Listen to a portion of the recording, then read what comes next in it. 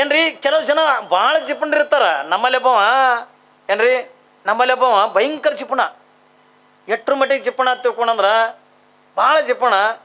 ಪಾಪ ಹಿಂಗೆ ಹ್ಯಾಂಗೆ ಪ್ರವಚನ ಹಚ್ಚಿರಿ, ಹಿಂಗೆ ಪ್ರವಚನ ಹಚ್ಚಾರ. ಪಾಪ ಹೆಣ್ತಿ ಏನಂದ್ಲು, ಗಂಡ ಮುಂಜಾನೆ ಪೂಜೆಗೆ ಕೂತಿದ್ದ. ಪೂಜೆಗೆ ಕೂತಾಗಂದ ಗಂಡ ಏನಂದ, ಏನ್ರಿ ಅಂದ. ಏನು ಅಂದ, ಅಯ್ಯ ಈ ಊರಾಗಿಂದ ಹೆಂಗೋ ಲಕ್ಷ್ಮೀ ಜಾತ್ರೆ ಸಲುವಾಗಿ ಪ್ರವಚನ ಹಚ್ಚಾರ. ಇಲ್ಲೇ ಮಗ್ಳು ಊರ ಚಿಕ್ಸಿಂದಿಗೆ ಊರ. ಪಾಪ ಮಗಳಿಂದ ಒಂದು 4 ದಿವಸದಿಂದ ಎಲ್ಲ ಗೆಳತಿಯರ ಜೋಡಿ ಆಕಿನೂ ಪುರಾಣ ಕೇಳ್ತಾಳೆ, ಕರ್ಕೊಂಬರ್ರಿ ಅಂತ ತಿಳ್ಕೊಂಡೊಂದು ಈ ಜಾತ್ರೆಗೆ ಎಲ್ಲ ಕಡೆ ಹೆಣ್ಮಕ್ಳು ಕೂಡ್ತಾರಲ್ರಿ, ಎಲ್ಲ ಕಡೆ ಹೆಣ್ಮಕ್ಳು ಕೂಡ್ತಾರೆ. ನಾಳೆಗಿಂದ ಮುತ್ತೈದ್ರು ಉಡಿ ತುಂಬತಕ್ಕಂಥ ಕಾರ್ಯಕ್ರಮ. ನಾಳೆಗೆ ನೀವು ಹೋದ ವರ್ಷದಿಂದ ನಾನು ಮಾಗಣಿಗೆರೆ ಅಪ್ಪವ್ರು ಇದ್ದೀವಿ ಅಲ್ರಿ, ಮಾಗಣಿಗೆರೆ ಅಜ್ಜಾರು ಇದ್ದರು. ಮಾಗಣಿಗೆರೆ ಅಜ್ಜಾರು ನಾವೆಲ್ಲ ಉಡಿ ತುಂಬೋದು ನೋಡಿದ್ವಿ. ನೀವು ಯಾರು ಒಬ್ಬರು ಅಂದ ಕೋನನೇ ಸಿಗಲಾಗಿದ್ರಿ. ಅವು ನಿಮ್ಮ ಯಜಮಾನ್ರು ಹುಡುಕ್ಲಕತ್ತಿದ್ದು. ನಾನು ಹೇಳ್ತೆ ಅಲ್ವಾ, ಎಲ್ಲರೂ ತಲೆ ದಂಡೆ ಗಿಂಡೆ ಕಟ್ಕೊಂಡಂದ ಸಾಕ್ಷಾತ್ ಗುಡ್ಡಾಪುರ ದಾನಮ್ ಕೂತಂಗಿಂದ ಕುಂತಿದ್ರಿ. ನೀವು ಯಾರು ಅಂದ ಈ ಕಲ್ಲವ ಮಲ್ಲವನಂಗೆ ಕಾಣ್ತಿಲ್ಲ, ನನಗೆ ಸಾಕ್ಷಾತ್ ತುಳಜಾಪುರ ಅಂಬಾಭವನ್ನೇ ನೀವೇ ಅಂತ ತಗೊಂಡು ನಮಗೆ ಹೋದ ವರ್ಷದಿಂದ ಕಾಣ್ತಿದ್ರಿ. ಅಷ್ಟು ಚಂದ ಏನ್ರಿ ನಾವೆಲ್ಲ ಓಡಾಡಂದ ಉಡಿ ತುಂಬೋದು ಏನ್ರಿ, ದಂಡೆ ಗಿಂಡೆ ಕಟ್ಕೊಂಡು ನೀವೆಲ್ಲ ದೇವತೆ ಕಂಡಂಗೆ ಕಾಣ್ತಿದ್ರಿ. ಎಲ್ಲ ಕಡೆದು ಕೂಡ ಹೆಣ್ಮಕ್ಳು ಬರ್ತಾರೆ ಈ ಜಾತ್ರೆಗೆ. ಯಾಕಂದ್ರೆ 3 ವರ್ಷಕ್ಕೊಮ್ಮೆ ಜಾತ್ರೆ ಎತ್ತುಕೊಂಡಂದಾಗ ಮದುವೆ ಮಾಡ್ಕೊಂಡು ಗಂಡನ ಮನೆಗೆ ಹೋಗಿದ್ದೆಲ್ಲ ಹೆಣ್ಮಕ್ಳೆಲ್ಲ ಬರ್ತಾರೆ. ಅವರೆಲ್ಲ ಬಂದು ನಾಳೆಗಿಂದ ಉಡಿ ತುಂಬಿಸ್ಕೋತಾರೆ. ಅದಕ್ಕೆ ಅಂದ ಈಕೆ ಏನಂದ್ಲು, ಹೋಗಿ ಮಗಳಿಗೆ ಕರ್ಕೊಂಬರ್ರಿ ಅಂದ್ಲು. ಅವ ಜಿಪುಣ ಕೆಟ್ಟ ಜಿಪುಣ ನೋಡಿದ್ರೆ ಬಸ್ಗಳು ದುನಿಯಾದವ ಚಿಕ್ಸಿಂದಿಗೆ. ಅವ ಬಸ್ಸಿಗೆ ಹೋದ್ರೆ ರೊಕ್ಕ ಖರ್ಚಕ್ಕದ ತಿಳ್ಕೊಂಡಂದು ಆಯ್ತು ತೋರ ಪೂಜೆ ಮಾಡ್ಕೊಂಡು ಹೋಗ್ತೀನಿ ತಿಳ್ಕೊಂಡಂದು ಹಂಗೆ ಪೂಜೆ ಮುಗಿದುಕೊಳ್ಳಿನ ಅಂಗಿ ಹಾಕ್ಕೊಂಡು ಏನ್ರಿ ಇನ್ನು ಇಲ್ಲಿ ನಾಷ್ಟ ಮಾಡಿದ್ರೆ ನನ್ನ ಮನೇದು ಖರ್ಚಕ್ಕದತ್ತಂದು ಅಲ್ಲೇ ಮಗಳ ಮನೆಗೆ ನಾಷ್ಟಕ್ಕೆ ಹೋದವ. ನಡ್ಕೋತ ಹೋಗ್ಯಾನ. ಆ ಚಿಕ್ಸಿಂದಿಗೆ ಬಲ್ಲಿ ಒಂದು ಸಣ್ಣದು ಬ್ರಿಡ್ಜ್ ಅದು ನೋಡ್ರಿ ನೀವು, ಸಣ್ಣದು. ಆ ಪೂಲಿನ ಬಲ್ಲಿ ಹೋಗ್ಯಾನ. ಏನೋ ನೆನಪಾಗ್ಯದ, ಮತ್ತೆ ಹೊಳಿ ತಿರುಗಿ ಬಂದ. ಅಯ್ಯ ಯಾಕ್ರಿ ಮಗಳನ್ನ ಕರ್ಕೊಂಡು ಬರಲಿಲ್ಲ ಅಂದ್ರೆ ಹುತ್ತುಕೊಟ್ಟಿ ಮನೆ ಬಲ್ಲೇ ಹೋಗಿದ್ದೆ, ಏನೋ ನೆನಪೈತಿ ತಿರುಗಿ ಬಂದೆ ಅಂದ. ಏನು ನೆನಪಾಗ್ಯದ ನಿನಗೆ ಅಂದ. ಪೂಜೆ ಮಾಡ್ಕೊಂಡು ದೀಪ ಆರಿಸಲಾರ್ದೆ ಹಂಗೆ ಹೋಗಿನಿ, ಎಣ್ಣೆ ಎಟ್ಟು ಸುಟ್ಟದು ಹಂಗೆ ಮಾಡ್ತೇನೆ. ದೀಪ ಆರಿಸಲಾರ್ದೆ ಹೋಗ್ಯಾನಿ, ಅದಕ್ಕೆ ಎಣ್ಣೆ ಎಟ್ಟು ಸುಟ್ಟೋದು ಏನೋ ತಿವ ಅಂದ. ನೀವೇಟು ಚಿಪ್ಪಣಿದ್ರಿ, ನೀವು ಹಿಂಗೆ ಹೊರಗೆ ಹೋಗೋದ್ರ ನಾ ಪಟ್ಟರಿಗೆ ಹೊಡೆದು ಆರಿಸಿನೇ ತಕ್ಕಿ ಈಗ ಇವನಕ ಮೇಲಾಕಿ ಆಕೆ ಅಂದ್ ಓದಿ ದೀಪದ ಒತ್ತಾಟ ಇರಲಿ, ನನಗೆ ನಿಂದೊಂದು ಚಿಂತೆ ಆಗ್ಯದ ಅಂದ್ಲಕ್ಕೆ. ಏನು ಚಿಂತೆ ಅಂದ, ಚಪ್ಪಲ್ ಹೋಗೋತ್ನೇ ಹಾಕೊಂಡು ಹೋಗಿದಿ, ಈಗ ಮತ್ತೆ ಬರೋತ್ನೇ ಹಾಕೊಂಡು ಬಂದಿದಿ, ಮತ್ತೀಗ ಹಾಕೊಂಡು ಹೋಗ್ಯದೆ, ಮತ್ತೆ ಹಾಕೊಂಡು ಬರ್ತಿದ್ದಿ, ಚಪ್ಪಲ್ ನೀನು ಎಷ್ಟು ಸವಿಲಿಕ್ಕಿಲ್ಲ ಅಂದ್ಲು. ಅವ ಅಂದ ಹುಚ್ಚಗೊಟ್ಟಿ ನಿನ್ನಂಗೆ ಮಾಡಿದೆ ಎಣ್ಣಿ ನೋಡಿ, ಹೋಗೋತ್ನಾಗ ಹಾಕೊಂಡು ಹೋಗಿದ್ದೆ, ಬರೋತ್ನೇ ವೇಸ್ಟ್ ಅಂತ ಬಗಲಾಗ ಇಟ್ಕೊಂಡು ಬಂದ್ಬಿಟ್ಟಿದ್ದವು ಚಪ್ಪಲ್. ಹೆಂಗೆ ಮಾಡ್ತೀರಿ, ಚಪ್ಪಲಿ ಬಗಲಾಗ ಹಿಡ್ಕೊಂಡು ಬಂದಿದ್ದ. ಇಟ್ಟು ಜಿಪುಂಡ್ರೂ ಇರ್ತಾರ, ಭಾರಿ ಕಂಜೂಸ್ಯಂದಾಗ ಇರ್ತಾರ. ಆದ್ರೆ ಇಲ್ಲಿ ಏನ್ರಿ ಪಾಪ ಪದ್ಮಾವತಿ ಅಂದ ಜಂಗಮನಿಗೆ ಅಂದ ಬೈಲಿ ಕತ್ಬಿಟ್ಟ. ಬಾಯಿಗೆ ಏನು ಬರ್ತದ ಅಂದ್ರೆ ಬೈಲ ಕತ್ಲು. ಯಾವಾಗಿಂದ ಬಂದಿರ್ತಕ್ಕಂಥ ಮಲ್ಲಯ್ಯನಿಗೆ ಆ ಪರಮಾತ್ಮನಿಗೆ ಅಂದ ಸಿಟ್ಟು ಬಂದುಬಿಡುತ್ತೆ ಏನ್ರಿ, ಪರಮಾತ್ಮನಿಗೆ ಅಂದ ಸಿಟ್ಟು ಬಂದುಬಿಡುತ್ತೆ. ಯಾವಾಗಿಂದ ಏನ್ರಿ ಒಂದು ಶಾಪ ಕೊಡ್ಬೇಕತ್ತುಕೊಂಡಂತಾನ ಒಂದು ಕಡೆಗೆ ಮಲ್ಲಮ್ಮನ ಮುಖ ಕಾಣ್ತದ ಏನ್ರಿ. ಇವ್ರು ಮಾಡ್ತಕ್ಕಂಥ ನೋಡಿದ್ರ, ಇವ್ರ ಮನೆಯಾಗಿಂದ ಇರ್ತಕ್ಕಂಥ ಪದ್ಧತಿ ನೋಡಿದ್ರ, ನಾ ಅದಕ್ಕಾಗಿನೇ ಹೇಳ್ತೇನೆ ನಿಮಗೆ, ನಿಮ್ಮ ಮನೆತನಕ್ಕಿಂದ ಯಾರೇ ಬರಲಿ ಏನ್ರಿ, ಇಲ್ಲಿ ಸಿಂದಗಿ ಪಟ್ಟಣದವ್ರಿಗಾಗಲಿ ಎಲ್ಲ ಜನರಿಗೆ ನಾ ಏನು ಹೇಳೋದು ಹತ್ಕೊಂಡು ಕೇಳಿದ್ರ, ನಿಮ್ಮ ಮನೆಗೂ ಕೂಡ ಯಾರಾದರೂ ಭಿಕ್ಷುಕರು ಬಂದ್ರ, ಯಾರೇ ಜಂಗಮರು ಬಂದ್ರ ಏಸ್ ಕಾಲಕ್ಕೂ ಕೂಡ ಹಂಗೆ ಕಳ್ಸಕ್ಕೆ ಹೋಗ್ಬೇಡ್ರಿ. ನಿಮ್ಮ ಮನೆಗೆ ಏನು ಇರಲಿಲ್ಲ ಅಂದ್ರೂ ಪರವಾಗಿಲ್ಲ, ಬರೇ ಒಂದು ರೊಟ್ಟಿ ಇತ್ತು ಅಂತಂದ್ರೆ ಅದ್ರಾಗ ಒಂದು ಗಿರ್ದಾರ್ ರೊಟ್ಟಿಯಾರೆ ಆ ಬಂದಿರ್ತಕ್ಕಂಥವ್ರು ನೀಡ್ರಿ. ಬಂದವರು ಯಾರು ಅನ್ನೋದು ನಿಮಗೆ ಗೊತ್ತಿರಲ್ಲ. ನಾ ಹೇಳಿನಲ್ಲಿ ನಿಮಗೆ ಏನ್ರಿ, ಇವತ್ತು ಇಲ್ಲಿ ಲಕ್ಷ್ಮೀ ಜಾತ್ರೆ ಅದ, ಇಟ್ಟು ಚಂದಿಂದ ಪ್ರವಚನ ನಡೆದದ, ನೀವೆಲ್ಲರೂ ಕೂಡ ಇಟ್ಟು ಚೆನ್ನಾಗಿ ಅಂದ ಕೂಡಿರಿ. ಇದ್ರೊಳಗೆ ಯಾವುದೋ ಒಂದು ರೂಪದೊಳಗೆ ಸಾಕ್ಷಾತ್ ಏನ್ರಿ ಗುಡಿಯಾಗಿರ್ತಕ್ಕಂಥ ಮಹಾಲಕ್ಷ್ಮಿನೇ ಯಾರ್ದೋ ಒಂದು ರೂಪದೊಳಗಿಂದ ಬಂದು ನಿಮ್ಮನ್ನೆಲ್ಲ ನೋಡ್ಕೋತಿಂದ ನಿಂತಾಳ ಏನ್ರಿ. ಪುರಾಣ ಕೇಳಕತ್ಯ ಮನೆಗಿಂದ ಯಾರು ಬರ್ತಾರೋ ಗೊತ್ತಾಗಂಗಿಲ್ಲ ಏನ್ರಿ. ಬಂದಿರ್ತಕ್ಕಂಥವ ಏನು ಹುಚ್ಚನಾಗಿರ ಬರಲಿ, ಕುರುಡನಾಗಿರ ಬರಲಿ, ಕುಂಟನಾಗಿರ ಬರಲಿ, ಜಂಗಮನಾಗಿರ ಬರಲಿ, ಮಗುವಾಗಿರ ಬರಲಿ, ಮುದುಕಾಗಿರ ಬರಲಿ, ಯಾವುದೇ ಒಂದು ರೂಪದೊಳಗೆ ನಿಮ್ಮನ್ನು ಪರೀಕ್ಷೆ ಮಾಡಕ್ಕೆ ಪರಮಾತ್ಮನೇ ಬಂದು ಯಾವುದೋ ಒಂದು ರೂಪದಾಗ ನಿಮ್ಮಂದು ಬಂದು ನಿಂತಿರ್ತಾನ. ಬಂದು ನಿಂತಾಗಂದ ಕೈ ಕಾಲೆಯಲ್ಲಿ ನಡಿ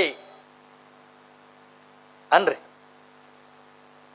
ಅಂತೀರನ್ರಿ, ಅನ್ನಬಾರ್ದು ಏನ್ರಿ. ಏಟಕ್ಕಿರ್ಲಕ್ಕ ಏನ್ರಿ, ಅವ ರೊಟ್ಟಿನೇ ಬೇಡ್ಕೊಳಕ್ಕೆ ಬಂದಿಂದ ಒಂದು ಗಿದ್ದ ರೊಟ್ಟಿ ಹಾಕಾಗಲಕ್ಕ ನೀಡಿ ಕಳಿಸ್ರಿ ಏನ್ರಿ. ನಿಮ್ಮಲ್ಲಿ ಏನಿರ್ತದ ಅದನ್ನ ಹಂಗೆ ಕಳಿಸೋದಲ್ಲ, ಏನಿರ್ತದ ಅದನ್ನಿಂದ ನೀಡಿ ಕಳಿಸ್ಬೇಕು.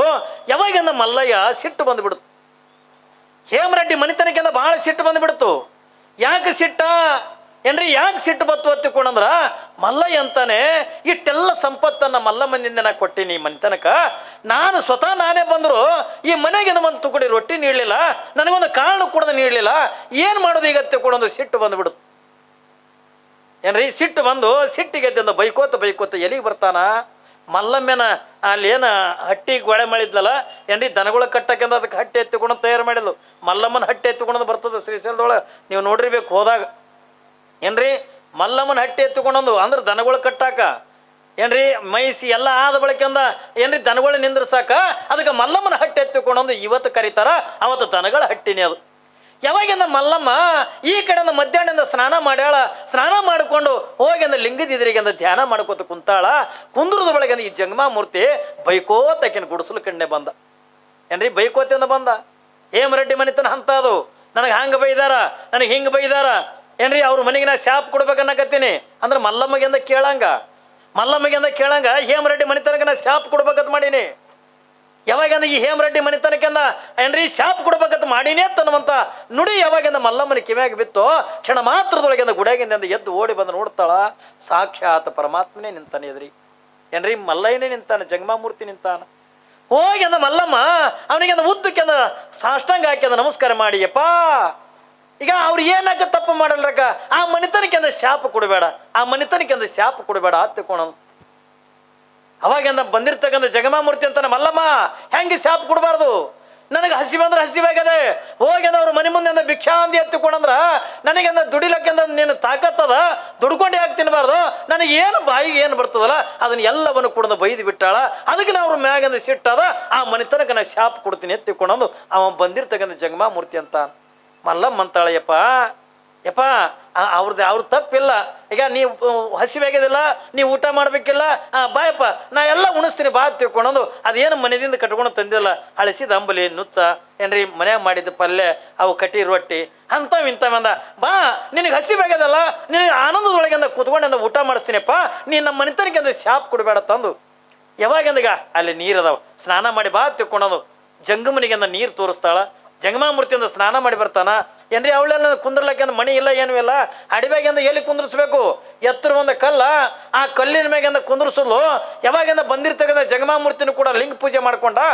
ಯಾವಾಗಿಂದ ಲಿಂಗ ಪೂಜೆ ಹಾಕದೋ ಆ ಲಿಂಗ ಪೂಜೆ ಆದ ತಕ್ಷಣನೇ ಮಲ್ಲಮ್ಮ ಜಂಗಮನ ಪಾದ ಪೂಜೆ ಮಾಡ್ಕೊಳ್ಳು, ಜಂಗಮನ ಪಾದ ಪೂಜೆ ಮಾಡ್ಕೋತಾಳೆ. ನೋಡ್ರಿ ಅವತ್ತಿನ ದಿನಮಾನದೊಳಗೆ ಮಲ್ಲಮ್ಮಳಿಗೆ ಅವ್ರ ತಂದೆ ತಾಯಿ ಕೊಟ್ಟಿರ್ತಕ್ಕಂಥ ಸಂಸ್ಕಾರ ಅಂತದು ಅಲ್ರಿ. ಇಟ್ಟೆಲ್ಲ ಮಲ್ಲಮ್ಮಳಿಗೆಂದ ತ್ರಾಸು ಕೊಟ್ಟಾರ, ಕಷ್ಟಗಳನ್ನು ಕೊಟ್ಟಾರ. ಒಂದು ಕಡೆಗೆಂದ ಬಂದಿರ್ತಕ್ಕಂಥ ಜಂಗಮನಿಗೆಂದ ಬಾಯಿಗೆ ಬಂದಂಗೆಂದ ಬೈದಾರೆ. ಇಷ್ಟೆಲ್ಲ ಬೈದ್ರು ಏನ್ರಿ ಮತ್ತೂ ಕೂಡ ನಾ ಮನೆತನಕ್ಕೆಂದ ಶಾಪ ಕೊಡಬೇಡ ತಗೊಂಡಂತಾಳಲ್ಲ ಮಲ್ಲಮ್ಮ. ಕುಡುಗೋಲ್ ತೊಗೊಂಡ ಕಾಲಿಗೆಂದ ಹೊಡೆದಾಳ ಹತ್ತಿ. ಸುಮ್ಮ ಬರೀ ಅಂದ ಒಂದು ಈಟಂದ ಹತ್ತಿ ಬೈತಿತ್ತು ಹತ್ತಿಕೊಂಡ ನಾವು ಎಷ್ಟು ಬೈತೀವ್ರಿ ಅವ್ರಿಗೆ, ಏನ್ರಿ ಬೈತೀವಿಲ್ಲ? ಏನು ಇವತ್ತಿನ ದಿನಮಾನದ ಇವೆಲ್ಲ ಕಷ್ಟಗಳೇ ಅಲ್ಲ. ಮಲ್ಲಮ್ಮನ ವಿಚಾರ ಮಾಡಿದ್ರ ಇವತ್ತು ನಮಗೆ ನಿಮಗಂದ ಬರ್ತಕ್ಕಂಥ ಕಷ್ಟಗಳು ಏನೂ ಅಲ್ಲೇ ಅಲ್ಲ. ಸುಮ್ಮನೆ ಏನೋ ಒಂದು ಹತ್ತಿದ್ದೀರ ಅಂದ್ರೆ ಬೈತಾವ ಆಟೆ. ಯಾಕ್ರಿ ಬೈತಾರ ಆಟೆ?